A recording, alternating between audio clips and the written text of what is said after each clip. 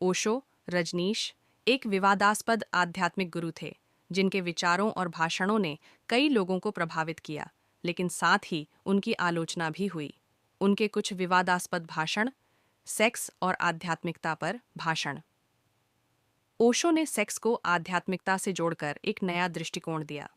उन्होंने कहा कि सेक्स को दबाने की बजाय उसे स्वीकार करना चाहिए, क्योंकि यह ऊर्जा का स्रोत है। उनका कहना था कि सेक्स को समझकर और उसके प्रति जागरूक होकर ही व्यक्ति उच्चतर आध्यात्मिक स्तर तक पहुंच सकता है। यह विचार पारंपरिक धार्मिक मान्यताओं के विपरीत था, जिसके कारण यह विवादास्पद बन गया। धर्म और ईश्वर पर भाषण। ओशो ने धर्म और ईश्वर की अवधारणा पर सवाल उठाए।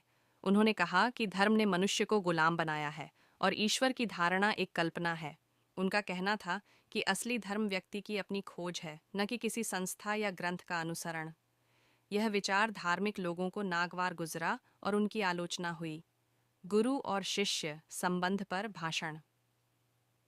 ओशो ने गुरु शिष्य के पारंपरिक संबंध को चुनौती दी। उन्होंने कहा कि गुरु का काम शिष्य को आत्मनिर्भर बनाना है, न कि उसे अपना अनुयायी बनाना। उन्होंने कहा कि असली गुरु वही है जो शिष्य को अपने भीतर की यात्रा पर भेजे। यह विचार पारंपरिक गुरु शिष्य परंपरा के विपरीत था और विवाद पैदा किया। समाज और नैतिकता पर भाषण।